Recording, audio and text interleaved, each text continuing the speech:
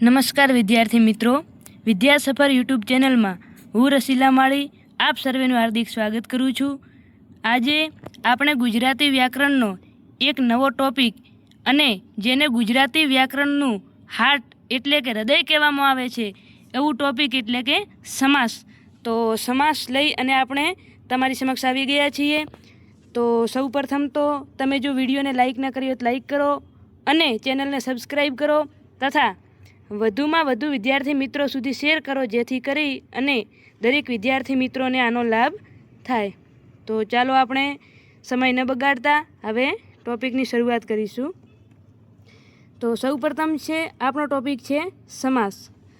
સમાસનો અર્થ એની જ્યારે આપણે વિગ્રહ કરીએ છીએ તો શું થાય છે, તો કે સમ એટલે કે સમ પ્લસ આસ, આની અંદર પ્રથમ પદ એને પૂર્વપદ કહેવામાં આવે છે અને દ્વિતીય પદ આને ઉત્તર પદ કહેવામાં આવે છે।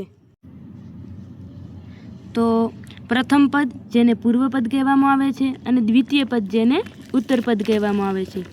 તો સૌપ્રથમ આપણે જોઈશું કે પરીક્ષામાં સમાસમાંથી પ્રશ્ન કેવી રીતના પૂછાય છે। તો સૌપ્રથમ તો પ્રશ્ન કદાચ એવો આવી શકે કે સમાસનો સમાસ ઓળખાવો। તો તમારે બધાએ સમાસ ટોપિક ભણ્યા પછી તમારે કહેવાનું છે કે સમાસ એ કોનું સમાસ છે। પછી નીચે આપેલા સમાસમાંથી કયો સમાસ એક પદ પ્રધાન સમાસ નથી, એટલે આવો પ્રશ્ન પણ પૂછાઈ શકે। ત્રીજા નંબરે નીચેનામાંથી કયા સમાસનો વિગ્રહ ખોટો છે, એટલે એના વિગ્રહ વિશે પણ પૂછી શકે, તો તમારે વિગ્રહ પણ શીખવું પડશે। ચોથા નંબરે કયા સમાસમાં પૂર્વપદ અને ઉત્તરપદ એકરૂપ ગણવામાં આવે છે, એટલે કે કયા સમાસની અંદર એનો જે પ્રથમ પદ હોય અને દ્વિતીય પદ હોય બંનેને કેવા દ્વિતીય પદ એટલે કે ગૌણ પદ ઉત્તરપદને એકરૂપ ગણવામાં આવે છે।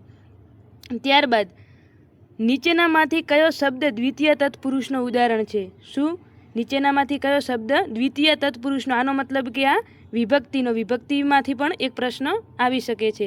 તો વિભક્તિ એ જ્યારે આપણે તત્પુરુષ સમાસ અથવા તો એક પદ પ્રધાન સમાસના જે દરેક પ્રકારો જ્યારે આપણે ભણવાના હશે એ વખતે વિભક્તિની ખૂબ જ જરૂર પડશે। ત્યારબાદ છે અહર્નિશ શબ્દનો સમાસનો કયો વિગ્રહ સાચો છે, એટલે કે જ્યારે અહર્નિશ જે શબ્દ છે તો એનો સમાસનો વિગ્રહ કરવાનું કહેવામાં આવશે ત્યારે પણ આ પ્રશ્ન પૂછાઈ શકે। એવો કયો સમાસ છે જેનો પૂર્વપદ ક્રિયા વિશેષણ બતાવે છે। શું? એવો કયો સમાસ છે જેનો પૂર્વપદ ક્રિયા વિશેષણ બતાવે, તો આનો પણ જવાબ તમારે કોમેન્ટ બોક્સની અંદર લખવાનો છે કે જ્યારે આ બધા પ્રશ્નો જ્યારે આપણે બધા ટોપિક ચલાવી દઈશું ત્યારબાદ તમારે બધા પ્રશ્નો સોલ્વ થઈ જશે। નીચેનામાંથી કયો મધ્યમપદ લોપીનો ઉદાહરણ નથી, નીચેનામાંથી કયો મધ્યમપદ લોપીનો ઉદાહરણ નથી, તો આવી રીતના પ્રશ્નો પૂછાતા હોય છે। તો ચાલો હવે આગળ આપણે જોઈશું સમ પ્લસ આસ એટલે કે સમાન ગોઠવણી। તો સમાસનો મતલબ જ શું થાય છે, તો કે સમાન ગોઠવણી। એક સરખા પદોને જોડવા, શું છે, તો કે એક સરખા પદોને જોડવા। ઉદાહરણ તરીકે માતા પિતા, તો કે માતા અને પિતાજી એક સમાન પદ છે। પછી આમ જોવા જઈએ તો કે ભાઈ બહેન, તો આ બંને કેવા છે, એક સમાન પદો છે। પછી છે પતિ પત્ની, તો આ પણ કેવા છે, તો એક સમાન પદો છે કે જેમાં કોઈ મુખ્ય પણ નથી અને કોઈ ગૌણ પણ નથી, બંનેનું મહત્ત્વ કેવું છે, તો કે સરખું છે। તો પૂર્વપદ અને ઉત્તરપદ અલગ કરવાની વ્યવસ્થા, શું કીધું છે, પૂર્વપદ અને ઉત્તરપદ બંનેને અલગ કરવાની વ્યવસ્થા અને સમાસનો વિગ્રહ કહેવાય છે, એટલે કે બંનેને જ્યારે અલગ કરવાની જે વ્યવસ્થા છે એને શું કહેવાય છે, તો સમાસનો વિગ્રહ કહેવાય છે। દાખલા તરીકે અહીંયા આપણને એક શબ્દ આપ્યો છે કે આગગાડી, તો આનો મતલબ કે આગ વડે ચાલતી ગાડી। ચલો, સમાસનો મુખ્ય ઉપયોગ ભાષામાં સચોટતા અને ટૂંકા અક્ષરો લાવવાનો છે। હવે બધા કહે છે કે સમાસ કેમ ભણવું પડે, તો સમાસનો મુખ્ય ઉપયોગ કઈ જગ્યાએ થાય છે, તો કે આપણે ભાષામાં સચોટતા લાવવા માટે અને ટૂંકા અક્ષરો, એટલે કે કોઈ પણ જ્યારે મોટી વાત હોય મોટો વાક્ય હોય એને એક જ શબ્દની અંદર કેવી રીતે આપણે કન્વર્ટ કરી શકીએ એના માટે કરી અને સમાસનો ઉપયોગ થાય છે। તો ચાલો હવે આગળ જોઈશું કે સમાસના મુખ્ય કેટલા પ્રકાર છે, તો 3 પ્રકાર છે। સમાસના મુખ્ય કેટલા પ્રકાર છે, 3 પ્રકાર। સૌથી પહેલો છે સર્વપદ પ્રધાન સમાસ, બીજા નંબરે છે ઉત્તરપદ અથવા તો એક પદ પ્રધાન સમાસ અને ત્રીજા નંબરે છે અન્ય પદ પ્રધાન સમાસ। આ 3 પ્રકાર ખૂબ જ મહત્ત્વના છે। પ્રશ્ન એવો પણ પૂછી શકાય કે નીચેનામાંથી કયો સમાસ એ સર્વપદ પ્રધાન સમાસનું છે અથવા તો ઉત્તરપદ અથવા તો એક પદ પ્રધાન સમાસનું ઉદાહરણ છે અથવા અન્ય પદ પ્રધાન સમાસમાં સમાવેશ થાય છે. તો આવા પ્રકારના પ્રશ્નો પણ આપણને પૂછાઈ શકે છે. તો આ પણ ખાસ ધ્યાને રાખવાનું. અને ડાયરેક્ટ જો એમને પ્રશ્ન પૂછવો હોય તો એવો પણ પૂછી શકે કે સમાસના મુખ્ય કેટલા પ્રકાર છે, તો કેટલા આવશે અહીં? 3 પ્રકાર. ચલો, તો સૌ પ્રથમ આપણે જોઈશું સર્વપદ પ્રધાન સમાસ. કયું છે? સર્વપદ પ્રધાન સમાસ. તો આનો મતલબ શું? તો કે બંને પદોનું એક સરખું મહત્વ હોય. તો સર્વપદ પ્રધાન સમાસનો પેટા પ્રકાર એક જ છે. કયો છે? દ્વંદ્વ સમાસ. દ્વંદ્વનો અર્થ શું? તો કે દ્વંદ્વ એટલે જોડકું. દ્વંદ્વ એટલે શું? તો કે જોડકું. કોઈ પણ બે વસ્તુનું જે જોડકું હોય એને શું કહેવામાં આવે? તો દ્વંદ્વ. દ્વંદ્વ એટલે બેનું જોડકું. દ્વંદ્વ સમાસના 3 પ્રકાર છે. હવે અહીં જોજો, દ્વંદ્વ સમાસના પાછા કેટલા પ્રકાર છે? તો 3 પ્રકાર છે. સૌ પ્રથમ તો છે સમુચ્ચય અથવા તો ઇતરેતર દ્વંદ્વ સમાસ. કયો? સમુચ્ચય અથવા તો ઇતરેતર દ્વંદ્વ સમાસ. તો અને, ને, તથા, ઉપરાંત શબ્દોથી જ્યારે જોડાય છે તો આવી રીતનાને શું કહેવાય છે? તો દ્વંદ્વ સમાસ. દ્વંદ્વ સમાસ આપણે કેવી રીતે કહીશું? તો કે અને, ને, તથા, ઉપરાંત શબ્દોથી જોડાય છે. આને સમુચ્ચય અથવા તો ઇતરેતર દ્વંદ્વ સમાસ કહેવાય, કે જેની અંદર બંનેની સમાન વાત કરવામાં આવી હોય. હવે અહીં જોજો, આ ને જે છે એ અનુગ તરીકે પણ વપરાય છે અને ને છે એ સંયોજક તરીકે પણ વપરાય છે. તો કેવી રીતે? તો આપણે જોઈશું કે ઉદાહરણ તરીકે રામને કેરી ભાવે છે. તો કે જ્યારે કોઈ પણ શબ્દની પાછળ જ્યારે જોડાઈ અને ને વપરાય છે તો તે અનુગ તરીકે વપરાય છે. પરંતુ શબ્દથી છૂટો જ્યારે બે શબ્દો વચ્ચેનો સંબંધ દર્શાવતો હોય ત્યારે તે કેવું? તો કે સંયોજક. બે શબ્દોને જોડતો હોય ત્યારે તે સંયોજક તરીકે વપરાશે. તો અહીંયા આપણે તમે જોઈ શકો છો કે સૌ પ્રથમ છે રામને કેરી ભાવે છે. આનો મતલબ રામ સાથે જોડાયેલ કે રામને કેરી ભાવે છે. અને રામ ને સીતા વનમાં ગયો છે. આનો મતલબ ને કોનો અર્થ દર્શાવે છે? તો અનેનો અર્થ દર્શાવે છે કે રામ અને સીતા વનમાં ગયા. ઠીક છે. ત્યારબાદ છે આપણે દ્વંદ્વ સમાસના ઉદાહરણ જોઈ લઈશું. કયો દ્વંદ્વ સમાસનો કયો પ્રકાર આ છે? તો સમુચ્ચય અથવા તો ઇતરેતર દ્વંદ્વ સમાસ. તો એની અંદર શું જોવાનું? તો કે સૌપ્રથમ છે આબોહવા. આબોહવા એટલે કે હવા અને પાણી બંનેનું મહત્વ કેવું છે? તો સરખું છે. 22 તો કે 20 અને 2. માતા પિતા તો કે માતા અને પિતા. પતિ પત્ની તો કે પતિ અને પત્ની. ભાઈ બહેન તો કે ભાઈ અને બહેન. અહર્નિશ એટલે કે રાત અને દિવસ. આ PYQ છે, ખાસ ધ્યાન રાખજો. આ પરીક્ષાની અંદર પૂછાઈ ગયેલો પ્રશ્ન છે. એક તો આબોહવા, એ પણ PYQ છે. પછી માતા પિતા, આ પણ પૂછાયેલ છે. પછી અહર્નિશ, આ પણ શબ્દ જે છે એ પરીક્ષાની અંદર પૂછાઈ ગયેલ છે. તો ખાસ ધ્યાને રાખજો. આના ઉદાહરણો તમને સૌપ્રથમ એક વસ્તુની જાણ કરી દઉં કે આની અંદર આપણે જે ઉદાહરણ તરીકે જે શબ્દો લીધા છે એમાંથી મોટાભાગના શબ્દો કહેવાય છે તો વારંવાર પરીક્ષાની અંદર રિપીટ થતા શબ્દો છે. તો આની અંદરથી તમને PYQ પણ મળી રહેશે. તો આબોહવા, માતા પિતા, પછી અહર્નિશ, આ બધા કેવા છે? તો PYQ છે. ત્યારબાદ આવે છે વૈકલ્પિક દ્વંદ્વ સમાસ. બીજો પ્રકાર કયો છે? તો વૈકલ્પિક. હવે અહીં નામ ઉપરથી જ આપણને ખબર પડી જાય. વૈકલ્પિક એટલે કોઈ પણ પ્રકારનો વિકલ્પ દર્શાવતા હશે, કે દાખલા તરીકે કે તો આ વસ્તુ કાં તો આ વસ્તુ, આવો વિકલ્પ દર્શાવે છે. તો કે અથવા જેવા શબ્દોથી જોડાય છે. શું બતાવે છે? તો પસંદગી બતાવે છે. પૂર્વપદ ઉત્તરપદ એકબીજાના કેવા હોય છે? વિરોધી હોય છે. કઈ બાબતમાં? તો કે નિર્જીવ વસ્તુ. જ્યારે નિર્જીવ વસ્તુ એટલે કોઈ ચા કોફી, તો કે ચા કે કોફી, અથવા ચા અથવા કોફી, આવી રીતના જ્યારે આપણે પૂછતા હોઈએ તો એની અંદર શું હોય છે? તો એ શું બતાવે છે? પૂર્વપદ અને ઉત્તરપદ એકબીજાના કેવા હોય છે? તો વિરોધી હોય છે. ચલો ઉદાહરણ જોઈશું. તો કે 3 4. તો 3 4 ભેગા તો હોય નહીં, કાં તો 3 હોય ને કાં કેવા હોય? 4 હોય. તો 3 કે 4. પછી છે 5 6. તો 5 કે 6. ઠંડુ ગરમ. તો ઠંડુ અને ગરમ બંને ભેગું તો હોય નહીં. તો ઠંડુ અને ગરમ આવી રીતે તો કહેવાય નહીં. તો શું કહીશું? ઠંડુ અથવા ગરમ. ચા લાવીએ તો કે ચા કેવી લાવો? ઠંડી અથવા તો ગરમ. ઠંડી ને ગરમ કોઈ દિવસ ભેગી હોય નહીં. ત્યારબાદ છે સુખ દુઃખ. તો કે સુખ અથવા દુઃખ. તો આવી રીતે જે હોય છે તો આ સુખ દુઃખ જે છે આ પણ પરીક્ષાની અંદર પૂછાઈ ગયેલ પ્રશ્ન છે કે કોની અંદર આવે? તો વૈકલ્પિક દ્વંદ્વ સમાસની અંદર. તો જોઈ લો, 3 4 5 6, ઠંડુ ગરમ, સુખ દુઃખ. ત્યારબાદ જે આબોહવા, 22, માતા પિતા, આ દરેકની અંદર જ્યારે વિકલ્પની અંદર કોઈ પેટા પ્રકાર નહીં આપેલો હોય તો પછી આ બધા કોના ઉદાહરણ કહેવાશે? તો દ્વંદ્વ સમાસના. તો દ્વંદ્વ સમાસની અંદર મુખ્ય બાબત કઈ ધ્યાને રાખવાની છે? તો કે બંને પદનું મહત્વ કેવું હોય? તો સરખું હોય છે. ત્યારબાદ આવે છે સમાહાર અથવા તો કૃતક દ્વંદ્વ સમાસ. તો સમાસનો વિગ્રહ કરો ત્યારે અંતે વગેરે શબ્દો વપરાય છે. જ્યારે સમાસનો વિગ્રહ કરો એટલે એક જે કોઈ પણ શબ્દ હોય એમાં એક પૂર્વપદનો અથવા તો એનો અર્થ નીકળતો હોય ને એક પદનો અર્થ ન નીકળતો હોય, એની સાપેક્ષમાં બીજો શબ્દ જ્યારે આપી દીધો હોય ત્યારે એ કેવો સમાસ કહેવાશે? તો સમાહાર અથવા તો કૃતક દ્વંદ્વ સમાસ. તો અહીં કૃતક સમાસ વગેરે. અને આની અંદર મોટા ભાગે જોવા જઈએ તો સમાનાર્થી શબ્દ વપરાતા હોય છે એકબીજાના. કેવી રીતે?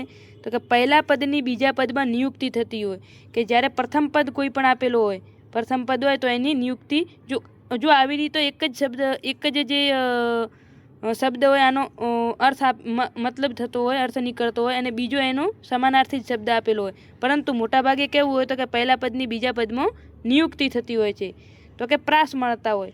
દાખલા તરીકે કઈ રીતે? તો કે વાડી, વજીફો વગેરે. તો વાડી, વજીફો વગેરે.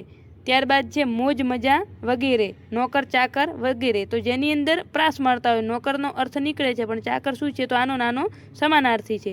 મોજ અને મજા બંને કેવા છે? સમાનાર્થી. તો મોટાભાગે શબ્દો કેવા વપરાતા હોય છે? સમાનાર્થી. તો આની અંદર ખાસ જ્યારે એનું કોઈ પણ વિગ્રહ ન થતું હોય અને વગેરેથી આપણે જ્યારે શબ્દને છૂટો પાડીએ છીએ તો એ કેવું આવશે? તો સમાહાર અથવા તો કૃતક દ્વંદ્વ સમાસ. ત્યારબાદ આવે છે વિભક્તિ. હવે સમાસ ભણતા પહેલાં આપણે ખાસ તો વિભક્તિ જોવી પડશે. અહીં આપણે સમાસનો જે મુખ્ય પ્રકાર હતો કયો? સર્વપદ પ્રધાન સમાસ. સર્વપદનો અર્થ જ થાય છે કે સર્વપદ એટલે કે બધા પદ કેવા છે? તો ઇમ્પોર્ટન્ટ છે. તો આની અંદર એક જ પ્રકાર હતો મુખ્ય, એનો જે પેટા પ્રકાર કયો હતો? તો દ્વંદ્વ સમાસ, જેની અંદર આપણે વિભક્તિની જરૂર નહોતી પડતી. પરંતુ હવે જ્યારે એક પદ પ્રધાન સમાસ આવશે અથવા તો જ્યારે અન્ય પદ પ્રધાન, તો એ દરેકની અંદર આપણે વિભક્તિની ખાસ જરૂર પડશે. તો વિભક્તિ એ શું છે એ પહેલાં સૌ પ્રથમ આપણે સમજવું પડશે. તો દરેક વિદ્યાર્થી મિત્રોને તકલીફ ક્યાં થાય છે? તો કે વિભક્તિની અંદર વિભક્તિ યાદ નથી રહેતી. તો આના માટે પણ આપણી જોડે એક સચોટ ઉપાય છે. આની પણ એક શોર્ટ ટ્રીક આપણે લઈ આવ્યા છીએ. તો ખાસ વિડીયોને પૂરેપૂરો જોજો, ધ્યાનથી જોજો. આજે તમારી વિભક્તિ એકદમ ક્લિયર થઈ જશે. તો ખાસ જોજો. વિભક્તિના કેટલા પ્રકાર છે? તો 8 પ્રકાર છે. વિભક્તિ શું? તો કે સંબંધ, સ્થળ, ક્રિયાનો હેતુ બતાવે, ક્રિયાનો કારણ બતાવે, ક્રિયાનો સાધન તથા ક્રિયાનો સંબોધન, કર્મ કરતા બધું કોણ બતાવે છે? તો વિભક્તિ બતાવે છે. દાખલા તરીકે આપણે ઉદાહરણ લઈએ કે વહુ ગેલો, તો કે વહુમાં ગેલો. તો વહુમાં ગેલો એટલે કઈ વિભક્તિ છે? તો સપ્તમી તત્પુરુષ. આ હાલ તમને નહીં સમજાય, જ્યારે હું આગળ તમને બધી વિભક્તિ ક્લિયર કરાવું એટલે તમને ફટાફટ ખબર પડવા માંડશે.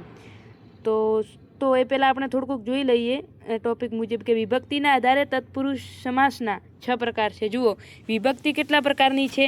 8 પ્રકારની છે. પરંતુ જો આ સમાસ પૂછે વિભક્તિ તરીકે, વિભક્તિના આધારે તત્પુરુષ સમાસના કેટલા પ્રકાર છે? તો કેટલા આવશે?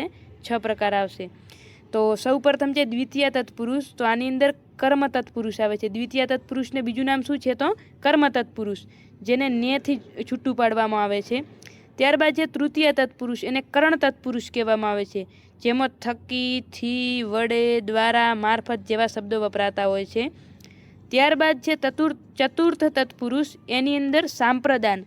તો આ પ્રશ્ન આવી રીતે પણ પૂછાઈ શકે. તમને ચતુર્થ તત્પુરુષ ના પૂછ્યું હોય તો સાંપ્રદાન પણ આનો બીજો નામ છે. તો આની અંદર માટે, કાજે, સારું, વાસ્તે જેવા શબ્દો વપરાય છે. ત્યારબાદ છે પંચમી તત્પુરુષ, જેને અપાદાન કહેવામાં આવે છે. તો એની અંદર માંથી, ઉપરથી, નીચેથી જેવા શબ્દો વપરાય છે. ત્યારબાદ છે ષષ્ઠી તત્પુરુષ. તો એને સંબંધક કહેવામાં આવે છે, એટલે કે સંબંધ બતાવે, માલિકી બતાવતો હોય, ની, નો, નું, ના, આનો, આની આવી રીતે. ત્યારબાદ છે સપ્તમી તત્પુરુષ. તો એ શું છે? તો અધિકરણ છે, જેમાં માં, ઉપર, નીચે, પાસે એટલે કે સ્થળ બતાવતું, સ્થાન બતાવતું હોય. તો આ બધા શું છે? આ તમને એટલા માટે કીધું છે કે તમારે એક વખત યાદ રાખી લેવાના છે. ન હોય તો એનું સ્ક્રીનશોટ તમે લઈ લેજો, જે તમારે ખૂબ જ કામે લાગશે.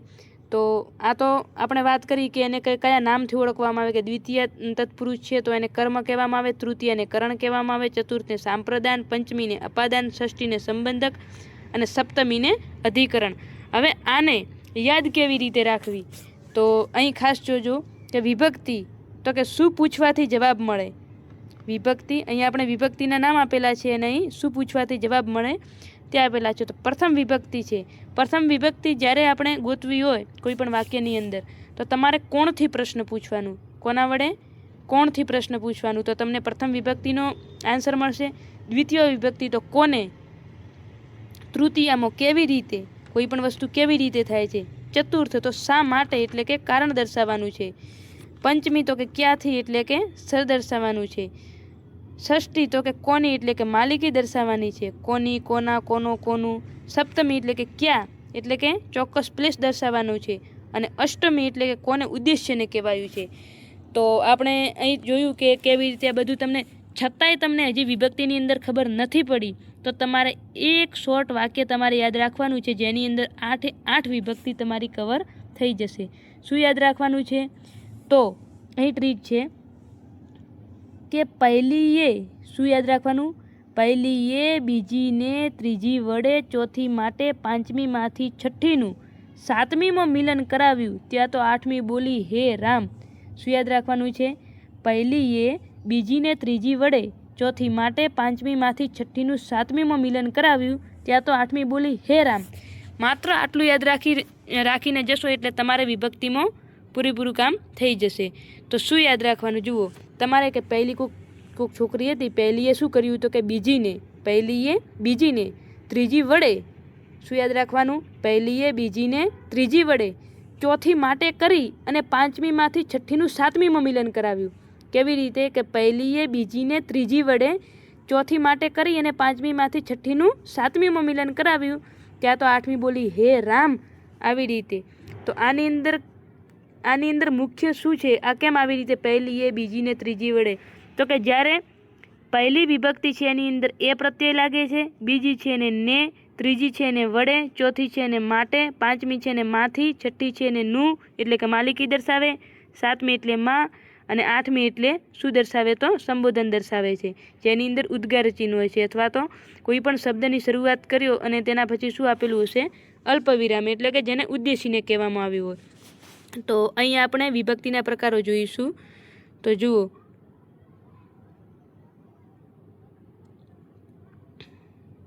અહીં સૌ પ્રથમ છે પ્રથમ એટલે કે વિભક્તિ છે, આનું અન્ય નામ છે, આની વિશેષતા અને પ્રત્યય. હવે આ વસ્તુ તમારે કેવી રીતે સમજવાની છે અહીં ખાસ ધ્યાન રાખજો. જેની અંદર આપણે પીપીટી બનાવવામાં થોડી તકલીફ પડતી હતી, તો એના માટે કરી અને તમને ડાયરેક્ટ સમજાવવાની કોશિશ કરી છે. તો ખાસ જોતા જજો. સૌ પ્રથમ છે પ્રથમ, જેને કર્તા વિભક્તિ પણ કહેવામાં આવે છે. જે પ્રથમ વિભક્તિ છે એને બીજા કયા નામથી ઓળખવામાં આવે તો કર્તા વિભક્તિ. જે શું બતાવે છે તો કે ક્રિયાનો કરનાર બતાવે છે. આનો મતલબ કર્તા શું છે તો ક્રિયાનો કરનાર. ક્રિયાને કોણ કરે છે? આપણે કીધું હતું ને કે પ્રથમને ગોતવ્યું એટલે કોણ વડે પ્રશ્ન પૂછવાનું. તો ક્રિયા કોણ કરે છે એટલે કે ક્રિયાનો કરનાર બતાવે છે. તો કર્તા કોનાથી જોડાયેલો હશે તો કે એ, ને, થી વગેરે જોડાયું છે. કઈ રીતે? તો કે રામે સીતાને કેરી આપી. શું? રામે સીતાને એટલે એ પ્રત્યય જોડાયો. પછી શું યાદ રાખવાનું? રામને સીતા, શું કીધું? રામને સીતા કેરી આપે છે એટલે કે રામને કોણ કેરી આપે છે? સીતા કેરી આપે છે. ત્યારબાદ છે રામથી આ કાર્ય થયું. રામથી એટલે આ જે કર્તાને જે જોડાઈને આવે, ટૂંકમાં એટલું યાદ રાખવાનું કે જે તમને એક વાક્યની અંદર એટલી જ ખબર પડે છે કે કર્તા કોને કહેવાય. જે ક્રિયાનો કરનાર હોય એને. તો ક્રિયાનો કરનાર જ્યારે કર્તા સાથે કોઈ વિભક્તિ જોડાઈને આવે, એ, ને અને થી આ ત્રણ શબ્દ યાદ રાખવાના. કદાચ યાદ ના રહે તમારે એટલું યાદ રાખવાનું કે કર્તા સાથે જે જોડાઈને આવે એને પ્રથમ અથવા તો કર્તા વિભક્તિ કહેવાય છે. બીજા નંબર છે દ્વિતીય એટલે કે કર્મ વિભક્તિ. તો કે શું છે કે ક્રિયાનો મુખ્ય અથવા તો ગૌણ કર્મ બતાવે. શું બતાવે છે? તો મુખ્ય અથવા તો ગૌણ કર્મ બતાવે છે. તો કર્મ એક જ વિભક્તિથી જોડાયેલો છે. કોનાથી? તો કે નેથી જોડાયેલો છે. તો જુઓ, અહીંયા પણ ને છે અને અહીંયા પણ ને છે, પણ બંને નેના અર્થ અલગ. એ તો શું હતો કે રામને સીતા કેરી આપે છે એટલે રામ કોણ હતા? પહેલાં કરતા હતા સૌ પ્રથમ. તો એ પ્રથમ નંબરે આપેલા હશે. આ તો શું છે? ગૌણ કર્મ. એટલે એની અંદર શું હતું તો કે કોનું, કોની, આવી કોનું, કોની એ તો ષષ્ઠીમાં છે, પણ દાખલા તરીકે રામ ને એ નો ની નું ના છે, એ ષષ્ઠી વિભક્તિમાં જતું રહેશે. પરંતુ ને પ્રત્યય છે એ કોની અંદર આવશે તો દ્વિતીય, જે કર્મ બતાવતું હશે. મને, તમને, પેલાને, આવી રીતે. પછી ત્યારબાદ છે તૃતીય. તો તૃતીય શું છે? તૃતીયનું બીજું નામ શું છે તો કરણ વિભક્તિ. આ નામ ખાસ યાદ રાખજો. પ્રથમને કર્તા કહેવાય છે, દ્વિતીયને કર્મ અને તૃતીયને કરણ કહેવામાં આવે છે. તૃતીય એટલે 3 અક્ષરનું છે તો કયું છે? કરણ. ક્રિયાનો સાધન બતાવે છે. શું બતાવે છે? ક્રિયાનો સાધન. કે કોના વડે, કોના મારફત, કોના થકી, કયો સાધન છે એ બતાવે છે. તો કે સાધન પછી થી, દ્વારા, વડે, મારફત, થકી વગેરે જેવા શબ્દો વપરાય છે. કેવી રીતે? તો કે અશોક, શું યાદ રાખવાનું? અશોક ચપ્પુ વડે, શું યાદ રાખવાનું? અશોક ચપ્પુ વડે. તો આ ચપ્પુ શું છે? સાધન છે. ચપ્પુ વડે કેરી કાપે છે. કોણ છે? અશોક કોણ છે? તો કર્તા છે. અશોક ચપ્પુ વડે કેરી કાપે છે. તો આ વડે જે છે, આ જે સાધન છે, સાધન પછી શું શબ્દ વપરાયો છે? તો વડે. આનો મતલબ, અથવા તો ચપ્પુથી કેરી કાપે છે, ચપ્પુ દ્વારા કેરી કાપે છે, ચપ્પુ મારફત કેરી કાપે છે. આવી રીતે જ્યારે કોઈ પણ સાધન પછી જ્યારે થી, દ્વારા, વડે, મારફત, થકી જેવા જ્યારે શબ્દો વપરાતા હોય તો એ કઈ વિભક્તિનું રૂપ છે? તો તૃતીય વિભક્તિ છે. ત્યારબાદ આવશે ચતુર્થ વિભક્તિ. ચતુર્થ વિભક્તિની અંદર શું? તો કે એનું બીજું નામ શું છે? તો સાંપ્રદાન વિભક્તિ. ચતુર્થને સાંપ્રદાન પણ કહેવામાં આવે છે. જે ક્રિયાનો હેતુ દર્શાવે છે. શું બતાવે છે? તો ક્રિયાનો હેતુ બતાવે છે. કે માટે, કાજે, સારું, વાસ્તે. આપણે કહીએ છીએ ને કે મામા મીઠાઈ લઈ આવ્યા, તો કે કોના માટે લાવી, કોના સારું લાવી, કોના વાસ્તે લાવી. તો આવું જ્યારે હેતુ, જ્યારે મુખ્ય હેતુ દર્શાવે છે કે મીઠાઈ લાવી, પણ કોના માટે, કોના વાસ્તે, તો એનું શું બતાવે છે? તો હેતુ બતાવે છે. ત્યારબાદ છે પંચમી વિભક્તિ. પંચમી વિભક્તિ શું છે? તો કે આનું બીજું નામ શું છે? તો અપાદાન છે. તો કે છૂટા પડવાનો ભાવ દર્શાવે છે. પંચમી વિભક્તિ શું કરે છે? તો છૂટા પાડે છે. કેવી રીતે? તો કે કેરી પડી, તો કે ક્યાંથી પડી? તો કે ઉપરથી. તો કે આંબા ઉપરથી કેરી પડી, અથવા તો ટેબલ નીચેથી ઉંદર પસાર થયો, અથવા તો માંથી, અંદરથી, ઉપરથી, નીચેથી. જ્યારે છૂટા પડવાનો ભાવ દર્શાવતી હોય ત્યારે તેને કઈ વિભક્તિ કહેવામાં આવે છે? તો પંચમી. તો તમારે પંચમીની અંદર એક એનું નામ યાદ રાખવાનું, ઉપાદાન. અને છૂટા પડવાનો ભાવ તો ઓટોમેટિક આપણને ખબર પડી જાય કે ઘરમાંથી બહાર ગયો. શું કહે છે? ઘરમાંથી બહાર ગયો એટલે મૂળ ઘરથી દૂર ગયો, એટલે છૂટો પડ્યો. તો છૂટા પડવાનો ભાવ, કેરી, આંબા ઉપરથી કેરી પડી, તો ઉપરથી પડી એટલે શું? આંબાથી છૂટી પડી. તો ટૂંકમાં જ્યારે છૂટા પડવાનો ભાવ દર્શાવે ત્યારે કઈ વિભક્તિ આવશે? તો પંચમી વિભક્તિ. ત્યારબાદ છે ષષ્ઠી વિભક્તિ. ષષ્ઠીની અંદર શું યાદ રાખવાનું? તો કે સંબંધક. સંબંધક અથવા તો વિશેષણ વિભક્તિ પણ એને કહેવામાં આવે છે. ષષ્ઠી વિભક્તિનું બીજું નામ શું છે? તો સંબંધક અથવા તો વિશેષણ. સંબંધ બતાવે અથવા તો માલિકી બતાવે. આ ખાસ ધ્યાન રાખજો. ષષ્ઠી વિભક્તિ, આ પ્રશ્ન પૂછાઈ ગયેલ છે પરીક્ષાની અંદર કે વિભક્તિની અંદર કઈ વિભક્તિ કોઈ પણ ચીજ વસ્તુની માલિકી દર્શાવે છે તો કઈ આવશે? એની અંદર ષષ્ઠી નહીં પણ સંબંધક આપેલું હતું વિકલ્પની અંદર. તો શું યાદ રાખવાનું છે? એનું બીજા નામ પણ તમારે યાદ રાખવા પડશે. તો ષષ્ઠી એટલે સંબંધક. તો સંબંધ બતાવે અથવા તો શું બતાવે છે? માલિકી બતાવે. તો કે નો, ની, નું, ના. કઈ રીતે? તો કે રામની ગાડી છે. શું? રામની ગાડી છે. બીજું કઈ રીતે? તો કે રાહુલની ઓફિસ છે. કઈ રીતે? કે રાહુલની ઓફિસ છે. તો આવી રીતે જ્યારે નો, ની, નું, ના જ્યારે કોઈ માલિકી દર્શાવતા હોય તો ત્યારે આપણે ષષ્ઠી વિભક્તિ આવશે. ત્યારબાદ છે સપ્તમી. સપ્તમીનું બીજું નામ શું છે? તો અધિકરણ. સપ્તમીને બીજા કયા નામે ઓળખવામાં આવે? તો અધિકરણ. જે ક્રિયાનો સ્થળ બતાવે છે. શું બતાવે છે? ક્રિયાનો સ્થળ બતાવે છે. કઈ રીતે? તો કે માં, ઉપર, નીચે, પાસે, અંદર, બહાર. આવી રીતે. કેવી રીતે? તો કે નિધિ ક્યાં વાંચે છે? તો કે ઓફિસમાં વાંચે છે. એટલે કે એ શું છે? ચોક્કસ સ્થળ દર્શાવ્યું છે કે ક્યાં વાંચે છે? તો ઓફિસમાં વાંચે છે. પછી આપણે કહીએ કે ડસ્ટર ક્યાં પડ્યું છે? તો કે ટેબલ ઉપર પડ્યું છે. તો એ ચોક્કસ એનું સ્થાન દર્શાવે છે. તો આવી રીતે સપ્તમી વિભક્તિની અંદર શું છે? તો તે ક્રિયાનો સ્થળ દર્શાવે છે, સમય બતાવે છે. એક તો ક્રિયાનો સ્થળ પણ બતાવે, અથવા જ્યારે કોઈ સમય આપેલો હોય, આ પણ ખાસ ધ્યાન રાખજો, કોઈ પણ સમય આપેલો હોય તો ત્યારે પણ શું આવશે? તો સપ્તમી વિભક્તિ આવશે. ત્યારબાદ છે અષ્ટમી. અષ્ટમી એટલે કે સંબોધન. તો કોઈક નામે સંબોધન કરવાનું બતાવે છે કે નામ પછી તરત જ અલ્પવિરામ કે ઉદ્ગાર ચિહ્ન આપેલો હોય. શું કીધું છે? કોઈ પણ નામ પછી તરત જ અલ્પવિરામ અથવા તો ઉદ્ગાર ચિહ્ન જોવા મળે છે તો ત્યારે કઈ વિભક્તિનું રૂપ આવશે? તો અષ્ટમી વિભક્તિ આવશે. કઈ રીતે? કે આપણે બોલીએ છીએ ને હે રામ, આવી રીતે જ્યારે હે રામ, આવી રીતે જ્યારે કોઈક શબ્દ વાપરીએ છીએ તો આના પછી શું તમારે મૂકવું પડે છે? ઉદ્ગાર ચિહ્ન મૂકવું પડે છે. તો હે રામ એ શું છે? આપણે એનું સંબોધન કર્યો છે. હે રામ આવી રીતે સંબોધન કર્યું છે તો એના પછી તમારે શું મૂકવું પડશે? તો ઉદ્ગાર ચિહ્ન. અથવા તો મનીષ, તું ઘરે જાય છે, તો આપણે કોને સંબોધીને કીધું છે? તો મનીષને સંબોધીને કીધું છે. મનીષ પછી મનીષ જ્યારે આવે મનીષ, તો એના પછી તમારે શું મૂકવું પડશે? તો અલ્પવિરામ મૂકવું પડશે. તો અહીં જુઓ આપણે કેટલાક ઉદાહરણ, હવે વિભક્તિ આપણે બધાએ જોઈ લીધી, તો ફરીથી એકવાર રિવિઝન કરી લઈશું વિભક્તિની અંદર, કેમ કે આ ખૂબ જ ઇમ્પોર્ટન્ટ અને તમારા માટે ખૂબ જ ઉપયોગી. જો વિભક્તિ નહીં આવડે તો પછી સમાસ તમારા માટે કેવા થઈ જશે? અઘરા થઈ જશે. તો વિભક્તિ તો શીખવી જ પડશે. તો પ્રથમ વિભક્તિ છે જેને કર્તા વિભક્તિ કહેવામાં આવે છે, જે ક્રિયાનો કરનાર બતાવે છે. કર્તાને એ, ને અને થીથી જોડવામાં આવે. બીજા નંબરે દ્વિતીય વિભક્તિ, જેને કર્મ વિભક્તિ કહેવાય છે, ક્રિયાનો મુખ્ય અથવા તો ગૌણ કર્મ બતાવે છે અને ગૌણ કર્મને નેથી જોડવામાં આવે છે. ત્યારબાદ છે તૃતીય વિભક્તિ, જે કરણ વિભક્તિ કહેવામાં આવે છે, જે ક્રિયાનો સાધન બતાવે છે. સાધન પછી થી, દ્વારા, વડે, મારફત, થકી જેવા શબ્દો વપરાય છે. ત્યારબાદ છે ચતુર્થ વિભક્તિ, જે સાંપ્રદાન વિભક્તિ છે, જે ક્રિયાનો હેતુ બતાવે છે. એમના પછી માટે, કાજે, સારું, વાસ્તે જેવા શબ્દો વપરાય છે.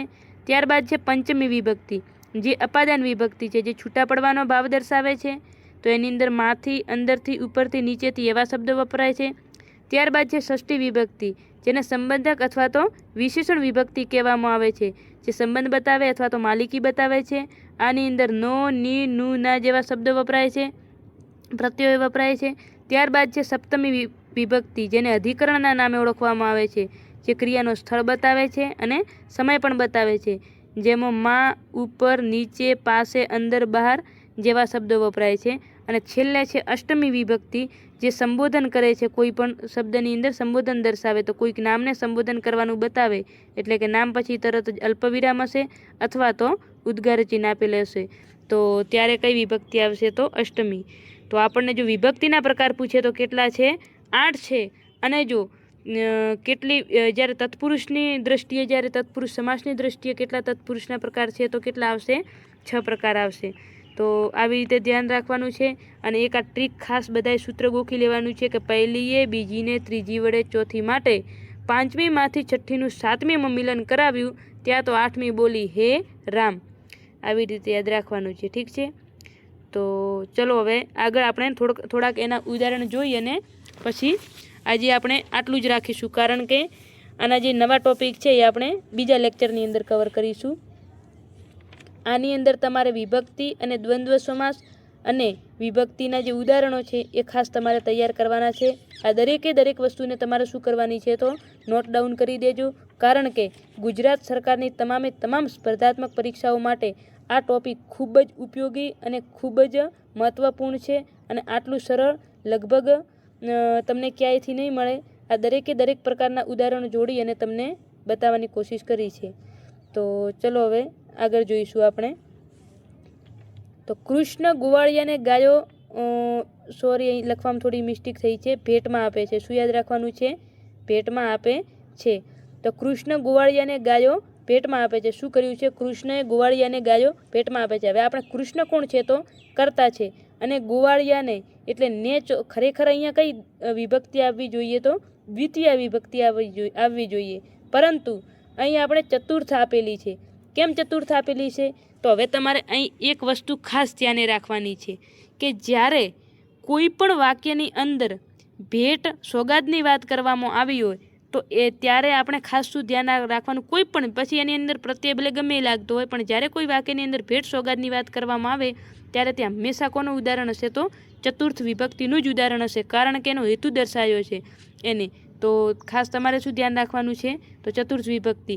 તો આની અંદર એક નોંધ આપણે ધ્યાન રાખી લઈશું કે યાદ રાખો કે જ્યારે કોઈ વાક્યમાં દાન કરવાનું કે ભેટ સોગાદ આપવાની વાત હોય અને ગૌણ કર્મ તરીકે કોઈ નામ આપેલ હોય અને તેના નીચે લીટી હોય તો તે ચોથી વિભક્તિનું ઉદાહરણ છે. તો અહીં ખાસ ધ્યાન રાખજો, જો કૃષ્ણ નીચે લીટી હોત, શું ધ્યાન રાખવાનું છે તમારે? જો એ કૃષ્ણ નીચે લીટી હોત તો એ કર્તા વિભક્તિનું રૂપ થઈ જાત, પરંતુ જ્યારે ગૌણ કર્મની, આપણે આગળ જ વાંચ્યું કે ગૌણ કર્મની નીચે જ્યારે લીટી આપેલી હોય અને એ વાક્યની અંદર દાન અથવા તો ભેટ સોગાદની જ્યારે વાત કરવામાં આવી હોય તો ત્યારે આપણે કઈ વિભક્તિનું ઉદાહરણ ગણીશું? તો ચોથી વિભક્તિનું, એટલે કે ચતુર્થ વિભક્તિનું. તો જ્યારે કોઈ વાક્યમાં દાન કરવાનું કે ભેટ સોગાદ આપવાની વાત હોય અને ગૌણ કર્મ તરીકે કોઈ નામ આપેલ હોય તેની નીચે લીટી હોય તો તે ચોથી વિભક્તિનું ઉદાહરણ છે. પહેલા વાક્યમાં ગાયો નીચે લીટી હોત તો તે કર્મ વિભક્તિનું કહેવાત. જુઓ, અહીં શું છે, શું ભેટમાં આપે છે, આપણે પૂછ્યું તો કે મુખ્ય અને ગૌણ કર્મ. તો શું ભેટમાં આપે છે તો ગાયો, આ મુખ્ય કર્મ છે. અને ગોવાળિયાને કોને આપે છે તો કે ગોવાળિયાને, તો એ ગૌણ કર્મ છે. પરંતુ ગૌણ કર્મ એ નામ તરીકે વપરાયેલ છે અને એની નીચે લીટી છે. અને દાન કરવાની વાત કરી છે તો એ કઈ આવશે, ચતુર્થ વિભક્તિ. તો જુઓ હવે બીજો ઉદાહરણ જોઈશું આપણે. કૃષ્ણને કેરી બહુ ભાવે છે. તો કૃષ્ણને આ કર્તા છે, કોણ છે, કર્તા કોણ છે તો કૃષ્ણ છે. કેમ કે સૌ પ્રથમ છે કર્તા, તો કર્તા કૃષ્ણ છે. તો કૃષ્ણને કેરી બહુ ભાવે છે તો એ કઈ વિભક્તિ આવશે, પ્રથમા. પછી છે બાળકો રમવા માટે મેદાન પર જાય છે. તો શા માટે જાય છે, શું છે અહીં, શા માટે જાય છે. અહીં તો અહીંયા આપણે હેતુ દર્શાવે છે, શા માટે જાય છે તો કે રમવા માટે, રમવાનો હેતુ છે તો ચતુર્થ આવશે. ત્યારબાદ છે સીમા બાળકોને રમાડે છે. સીમા કોને રમાડે છે તો કે બાળકોને રમાડે છે, તો કઈ આવશે, દ્વિતીય આવશે. ત્યારબાદ છે આશા ભારે હૈયે અલ્પેશ પાસે પહોંચી. તો કેવી રીતે, આ પ્રશ્ન આપણે પૂછ્યું તો કેવી રીતે પ્રશ્ન પૂછવાથી જે આન્સર મળે એ કોનું હશે તો તૃતીય વિભક્તિનું હશે. તો આશા ભારે હૈયે અલ્પેશ પાસે પહોંચી, કેવી રીતે પહોંચી તો ભારે હૈયે, તો એ કોનું ઉદાહરણ છે, તૃતીયાનું. ત્યારબાદ છે ડોશીમાએ ગજવામાંથી 100 રૂપિયાની નોટ કાઢી. શું કીધું છે, ડોશીમાએ ગજવામાંથી, ક્યાંથી કાઢી તો ગજવામાંથી, તો શું આવશે, પંચમી આવશે, જે છૂટો પડવાનો ભાવ દર્શાવે. હવે જે 100 રૂપિયાની નોટ હતી એ ગજવાથી દૂર થઈ ગઈ એટલે છૂટવા પડવાનો ભાવ દર્શાવ્યો છે. તો ડોશીમાએ ગજવામાંથી 100 રૂપિયાની નોટ કાઢી એટલે કઈ આવશે, પંચમી વિભક્તિ આવશે. ત્યારબાદ છે મનન સમયસર દવા લેજે. અહીં શું કીધું છે, મનનને ઉદ્દેશીને વાત કરવામાં આવી છે. અહીં જુઓ તમને અલ્પવિરામ આપેલ જ છે, મનન સમયસર દવા લેજે. તો મનનને ઉદ્દેશીને જ્યારે કોઈને સંબોધીને વાત કરવામાં આવે, કોઈને ઉદ્દેશીને વાત કરવામાં આવે ત્યારે તે કોનું ઉદાહરણ બનશે તો અષ્ટમી વિભક્તિનું ઉદાહરણ. ત્યારબાદ છે રાહુલ ઓફિસમાં જ વાંચે છે. શું કીધું છે, રાહુલ ઓફિસમાં જ વાંચે છે. તો આપણે કીધું હતું કે જ્યારે કોઈ સ્થાન દર્શાવે, જ્યારે કોઈ સ્થળ, ચોક્કસ સ્થાન અથવા તો કોઈ સ્થળ દર્શાવે તો ત્યારે કઈ વિભક્તિ આવશે તો સપ્તમી. કોઈ સમય અથવા તો ચોક્કસ સ્થાન દર્શાવે ત્યારે સપ્તમી વિભક્તિ આવશે. તો કે રાહુલ ક્યાં વાંચે છે તો ઓફિસમાં જ વાંચે છે. ત્યારબાદ છે સીમા કલ્પેશના મોબાઈલથી ફોન લગાવે છે. જુઓ અહીં શું છે, સીમા કલ્પેશના કોના, જુઓ કલ્પેશ નીચે લીટી છે એટલે આપણે તો જે લીટી છે એ જ બોલવાનું છે. તો કલ્પેશના કોના મોબાઈલથી તો કલ્પેશના. તો અહીં માલિકી દર્શાવી છે. શું દર્શાવ્યું છે તો માલિકી દર્શાવવામાં આવી છે. તો સીમા કલ્પેશના મોબાઈલથી ફોન લગાવે છે. કોના મોબાઈલથી તો કે કલ્પેશના, એટલે કઈ વિભક્તિ આવશે તો ષષ્ઠી વિભક્તિ આવશે. તો આવી રીતે તમને હવે પ્રશ્નો સોલ્વ કરતા ફાવી જ ગયા હશે કે જેની નીચે લીટી કરેલી હોય એક શું છે, કર્મ છે, ગૌણ કર્મ છે, મુખ્ય કર્મ છે, કે પછી કેવી રીતે પ્રશ્ન પૂછવાથી જવાબ મળે છે, કે છૂટા પડવાનો ભાવ દર્શાવે છે, કે કોઈ સંબોધનનો ભાવ દર્શાવે છે, કે કોઈ સ્થળ દર્શાવે છે, અથવા કોઈ માલિકી દર્શાવે છે. તો આ બધી શું છે તો કે વિભક્તિ દ્વારા જોડાયેલ છે.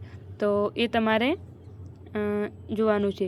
હવે પછીના આપણે પ્રશ્નો જોઈશું કે કેટલી વિભક્તિઓ સમાયેલી છે.